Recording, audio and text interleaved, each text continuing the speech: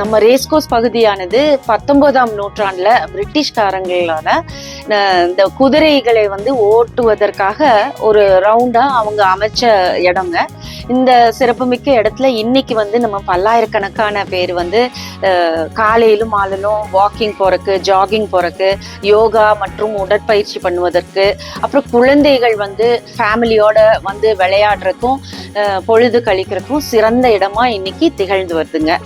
So இந்த ராணாங்க racecourse and neighbours association வந்து நாங்கள் பல வருடங்களா நம்ம கார்பரேஷன், கோயம்புத்தூர் கார்பரேஷனோட இணைஞ்சு பல வகையில் நம்ம இந்த ரேஸ்கோஸ் பகுதிக்கு திட்டங்கள் பண்ணியிருக்கோங்க. அதாவது நம்ம ஸ்ட்ரே டாக்ஸுக்காக வேக்சினேஷன் மற்றும் ஸ்டெரிலைசேஷன் பண்ணுறதுக்கு, அப்புறம் ரேஸ்கோஸ் பகுதியில் மரங்கள் பல நடுவதற்கு, அப்புறம் வந்து காய்ந்து போன மரங்கள் வந்து டேஞ்சரஸாக இருந்ததுங்க, அதை வந்து எடுத்துட்டு பசுமையான மரங்களை நடுறதுக்கும், அப்புறம் நம்ம அந்த கார்பரேஷன் ஸ்டாஃபுக்கு வந்து நாங்கள் பல உதவிகள் பண்ணியிருக்கோங்க. அவங்களுக்கு வருடம் யூனிஃபார்ம் வாங்கி கொடுக்கறது, அப்புறம் அவங்களுக்கு கிளவுஸு, அவங்களுக்கு தேவையான வசதிகள் செஞ்சு கொடுத்துருக்கோம். அவங்களுக்கு பின்ஸ், வெட் வேஸ்ட், ட்ரை வேஸ்ட் கலெக்ட் பண்ணுறதுக்காக கார்பேஜ் பின்ஸ் வாங்கி கொடுத்துருக்கோம். கார்பரேஷன் கூட இணைஞ்சு எப்போ வேணுமோ அவங்க கூட நாங்கள் பல திட்டங்களில் பங்கேற்றிருக்கோங்க. அந்த வகையில் இப்போ நம்ம நகர்ப்புற வளர்ச்சி அடையடையும் காற்றின் மாசுத்திறன் கொஞ்சம் கொஞ்சமாக தரம் குறைஞ்சிட்டு இருக்குங்க.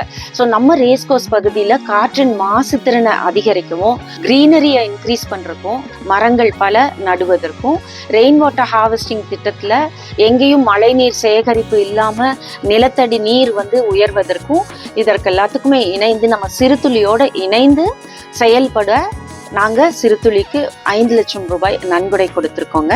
ரேஸ்கோஸ் பகுதியை சுற்றியும் எந்தெந்த இடங்கள்ல வந்து பசுமை அதிகரிக்கான வாய்ப்பு, வேக்கன்ட் ஸ்பேஸ் இருக்குன்னு சொல்லி, இலையை உதிராம பராமரிப்பு மிகவும் கம்மியா, அதே சமயம் வளர்ச்சி வேகமாக இருக்கக்கூடிய மரங்களை பார்த்து செலக்ட் பண்ணி அந்தந்த பகுதியில நம்ம அதை வந்து நடுவு செய்யலாம் அப்படின்னு சொல்லி ஐடியா கொடுத்துருக்காங்க நம்ம கார்பரேஷன் கமிஷனர் சார்.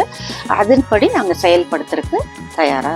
நாளுக்கு நாள் வந்து நகர வளர்ச்சிக்கு ஏற்ப நம்ம ரேஸ்கோஸ் பற்றியும் ரொம்ப நிறைய கமர்ஷியல் எஸ்டாப்ளிஷ்மெண்ட்ஸ் எல்லாம் அதிகமாக வந்திருக்குங்க. ஸோ அதுக்கு தகுந்த மாதிரி போக்குவரத்து நெரிசலும் நாளுக்கு நாள் அதிகமாக இருக்கு. ஸோ சாலைகளை வந்து விரிவுபடுத்துறது மற்றும் இந்த பார்க்கிங் ஏரியாஸுங்க, கார் பார்க்கிங்க்கு வந்து பெரிய இஷ்யூஸாக இருக்கு. ஸோ கார் பார்க்கிங்க்கு மல்டி லெவல் கார் பார்க்கிங்கு, டெசிக்னேட்டடாக car parking areas, paid car parking spaces, இந்த மாதிரியான திட்டங்கள் எல்லாம் அமல்படுத்துறதுக்கு நாங்கள் கோரிக்கை வச்சிருக்கோம். அது மட்டும் இல்லாமங்க, இந்த நாய்களுக்கு வந்து உணவு அளிக்கிறவங்க நிறைய பேர் வந்து நம்ம ரேஸ்கோஸ் பகுதிக்கு வராங்க.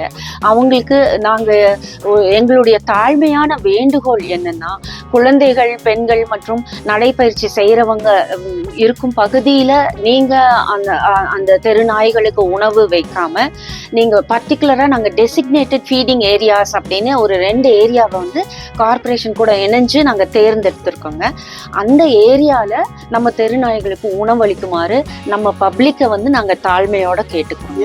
என்னன்னா, நம்ம சாதாரண மக்கள் வந்து நடமாடுற பகுதியில் 10-15 நாய்கள் சாதாரணமாக இருக்கு. அது வந்து திடீர்னு பப்ளிக்கு வந்து நடந்துட்டு இருக்கும் போது அவங்கள நாய் துரத்தி அவங்களுக்கு கடிக்கிற இன்சிடென்ட்ஸ் எல்லாம் நடந்திருக்குங்க. ஸோ அந்த மாதிரி இருக்கும்போது பொதுமக்கள் வந்து உணவு அளிக்கிறது வந்து, குழந்தைகள் விளையாடுற இடத்துல கூட சில பேர் உணவு அளிக்கிறது நம்ம பார்க்குறோம், கண்கூடா பார்க்குறோங்க. ஸோ அவங்களுக்கு நம்ம தாழ்மையான வேண்டுகோள் என்னன்னா, நாங்கள் இந்த பகுதியில் நீங்கள் நாய்களுக்கு உணவு வைங்கன்னு சொல்லி நாங்கள் வேண்டுகோள் வச்சுருக்கோம். அதை கடைப்பிடிச்சாங்கன்னா ரொம்ப எல்லாருக்குமே பயனடைகிற மாதிரி இருக்குங்க.